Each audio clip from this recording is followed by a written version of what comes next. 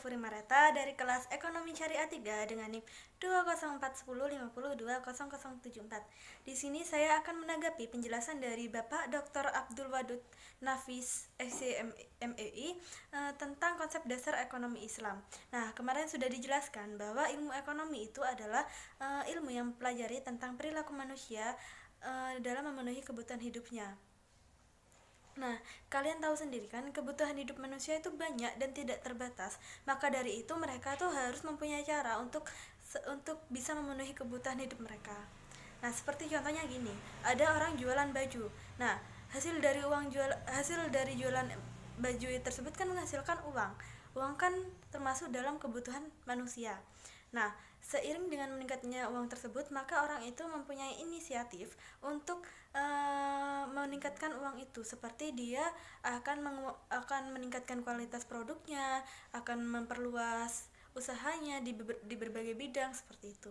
Nah, selanjutnya ilmu ekonomi Islam. Nah, di dalam ilmu ekonomi Islam ini juga tidak jauh berbeda dengan ilmu ekonomi, karena di sini kita juga diajarkan bagaimana perilaku manusia untuk memenuhi kebutuhan hidupnya untuk mencapai falah berdasarkan prinsip-prinsip dari Al-Quran, Sunnah, Ijma, dan Qiyas. Nah, seperti contohnya gini, makan itu kan juga kebutuhan manusia kan. Nah, tetapi di dalam ilmu ekonomi Islam ini, kita itu makan hanya sewajarnya aja, hanya untuk mencukupi kebutuhan kita. Tidak diperbolehkan untuk terlalu berlebihan seperti itu. Selanjutnya ada dasar ekonomi Islam. Yang pertama ada tauhid, yaitu keesaan Allah. Nah, di dalam aktivitas ekonomi, kita itu harus percaya bahwa keesaan Allah itu sungguh ada. Maka dari itu, di dalam aktivitas ekonomi itu harus sesuai dengan ketentuan syariat Islam, ketentuan Al-Quran, ketentuan Sunnah, ketentuan Ijma, ketentuan dari Qiyas, seperti itu. Terus yang kedua, dalam aktivitas ekonomi ini kita itu harus yakin bahwa Allah itu melihat apa yang kita kerjakan. Selagi pekerjaan kita baik, maka Allah akan membalasnya dengan yang lebih baik, seperti itu. Terus yang kedua ada asidik dan amanah. Nah, asidik ini yang mana setiap melakukan aktivitas kita itu harus selalu berkata jujur, seperti dalam mempromosikan produk. Nah, di dalam mempromosikan produk itu kita harus berkata jujur sesuai dengan fakta dari produk tersebut. Nah, seperti itu. Setelah jujur ada amanah. Amanah ini yang mana dalam aktivitas ekonomi kita tuh harus mengerjakan sesuatu dengan baik dan bersungguh-sungguh. Nah, setelah jujur dan amanah ini sudah dikerjakan, kita akan dapat disegani oleh banyak orang dan akan dipercaya oleh banyak orang. Yang ketiga ada mengakui hak milik individu dan umum. Nah, kita sebagai individu, masing-masing individu itu memiliki hak masing-masing. Nah, kita itu berhak untuk membeli rumah, kita berhak untuk membeli mobil, kita berhak untuk mempunyai usaha, kita berhak untuk mempunyai toko, seperti itu. Terus yang keempat tuh ada al-adalah, yaitu keadilan. Yang mana dalam aktivitas ekonomi kita tuh harus bersikap adil.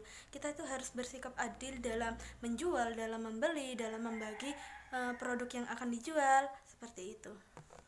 Terus yang kelima ada tawazun, yaitu keseimbangan. Kita tuh dalam aktivitas ekonomi kita tuh harus bisa menyeimbangkan antara kepentingan individu dan kepentingan umum. Keenam ada tolong menolong. Nah, di dalam aktivitas ekonomi itu sangat diperlukan tolong menolong sama yang lain. Nah, seperti contohnya kita lagi berada di atas, kita lagi memiliki modal yang banyak-banyaknya. Nah, tapi pada saat itu juga teman kita mengalami kebangkrutan. Maka dari itu kita harus menolong teman kita untuk bangun dari kebangkrutan tersebut. Beranjak ke prinsip ekonomi Islam. Nah, yang pertama ada maisir, yang mana maisir itu bersifat judi. Jadi di dalam ekonomi Islam itu tidak dianjurkan untuk kita melakukan transaksi ataupun melakukan jual beli itu yang sifatnya itu berjudi. Yang kedua ada garar yaitu tipu menipu. Jadi kalian sudah tahu kan kalau di dalam aktivitas ekonomi sangat tidak dianjurkan untuk tipu menipu.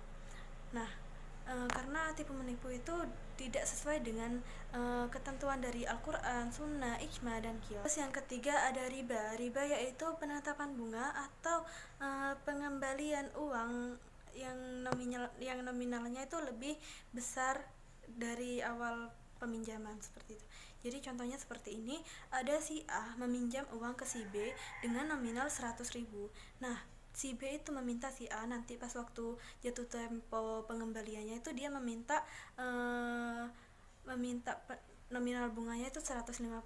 Jadi itu pas waktu mengembalikan itu nominal uangnya itu lebih banyak begitu. Lanjut ke karakteristik ekonomi Islam. Karakteristik ekonomi Islam itu antara lain, yang pertama ada ekonomi Islam terikat dengan akidah, syariah, dan akhlak.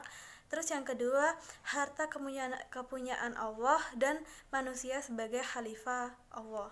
Terus yang ketiga, larangan maisir, harar, dan riba. Terus yang keempat, keadilan dan keseimbangan dalam melindungi kepentingan individu dan kepentingan umum. Terus yang kelima, bimbingan konsumsi. Terus yang keenam, keseimbangan antara keruhanian dan kebendaan. Terus yang ketujuh ada petunjuk investasi. Terus yang kedelapan ada zakat. Sekian tanggapan dari saya. Apabila ada kesalahan mohon maaf. Wassalamualaikum warahmatullahi wabarakatuh.